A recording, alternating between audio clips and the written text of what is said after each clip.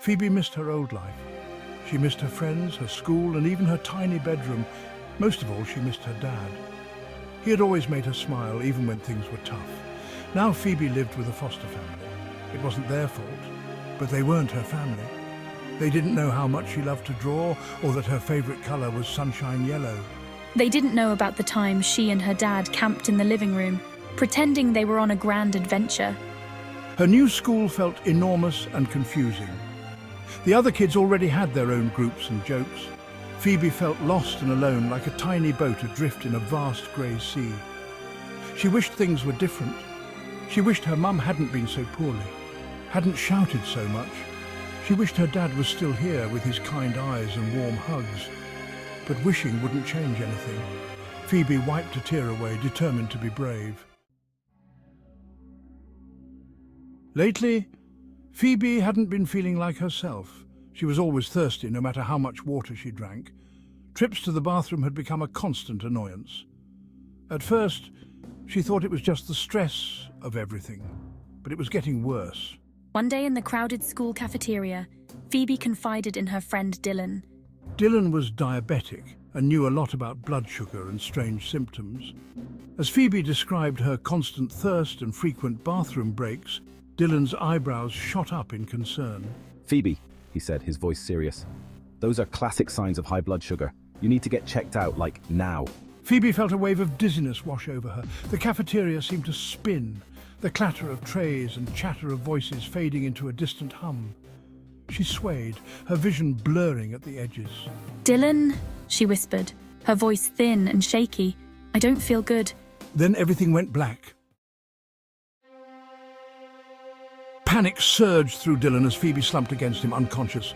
He knew he had to act fast. "Help! Somebody help!" he shouted, his voice echoing through the startled cafeteria. Chaos erupted. Kids whispered and pointed as Dylan gently lowered Phoebe to the floor. He barked orders at the stunned onlookers. "Get the school nurse, now." The school nurse arrived, her face etched with concern as she assessed Phoebe. She quickly checked Phoebe's blood sugar with a glucometer. The reading was dangerously high. An ambulance was called immediately. At the hospital, doctors and nurses swarmed around Phoebe, their faces etched with concern. Dylan paced the waiting room, his heart pounding a frantic rhythm against his ribs. He knew how serious diabetic ketoacidosis could be. Finally, a kind-faced doctor emerged, a reassuring smile on his face. "She's going to be all right," he said, placing a comforting hand on Dylan's shoulder. "You were right to act quickly. You saved her life."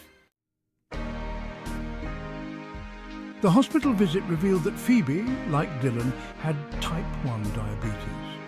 It was a lot to take in. Phoebe felt overwhelmed and scared. The doctor explained everything, but it was a lot to process. To make matters worse, her foster carer decided she couldn't handle another child with a medical condition. Phoebe felt utterly alone. That's when Dylan's dad, Mr. Thompson, stepped in. He was a kind, gentle man with a warm smile and a heart as big as Texas. He told Phoebe he had plenty of room at his house, and that she was welcome to stay with them. Moving in with Dylan and his dad was strange at first, but it quickly began to feel like home. Mr. Thompson was patient and understanding, helping Phoebe learn how to manage her diabetes. He taught her how to check her blood sugar, count carbs, and give herself insulin injections. He made sure she had plenty of healthy snacks and never made her feel like a burden. Living with Dylan was interesting. They bickered over the TV remote, teased each other relentlessly, and shared inside jokes that left Mr. Thompson shaking his head in amusement.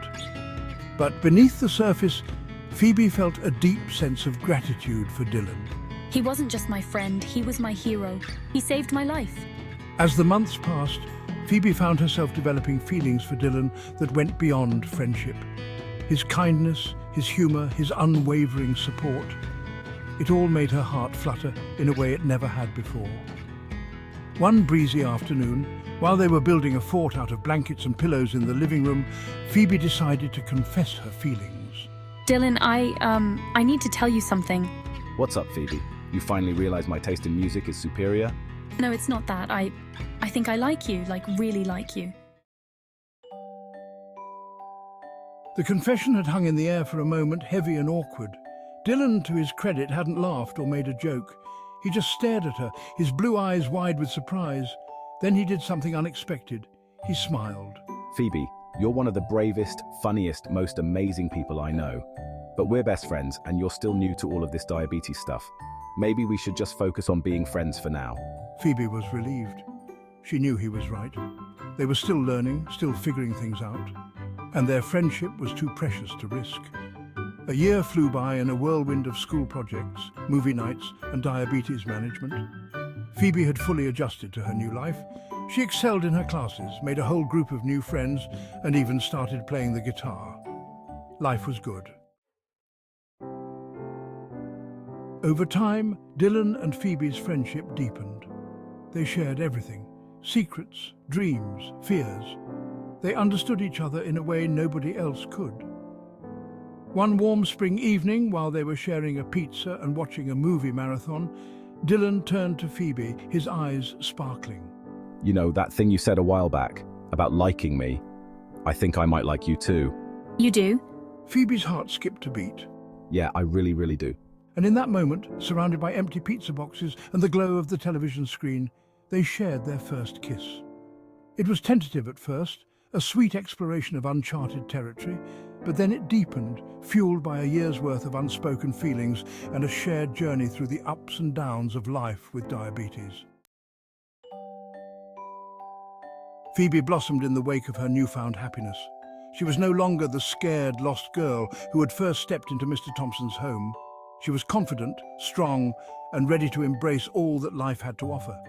Inspired by her own experiences, Phoebe decided to start a podcast called Sweetly Strong Living and Thriving with Diabetes.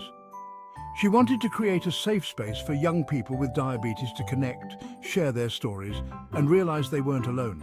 With Dylan by my side, offering encouragement and technical support, I poured my heart and soul into my podcast. She interviewed doctors, nutritionists, and other young people living with diabetes. She shared tips on managing blood sugar, dealing with diabetes stigma, and advocating for oneself.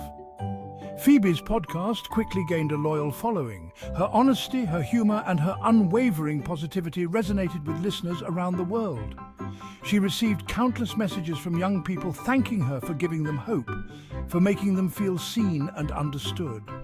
And as she sat at her computer, recording the latest episode of her podcast, with Dylan's hand resting comfortably in hers, Phoebe knew she had found her voice, her purpose, and her happily ever after.